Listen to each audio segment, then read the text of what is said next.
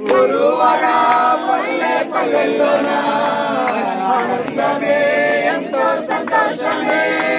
గురువాడ పల్లె పల్లెల్లోన ఆనందమే ఎంతో సంతోషమే. మన చీకటి బ్రతుకుల్లోన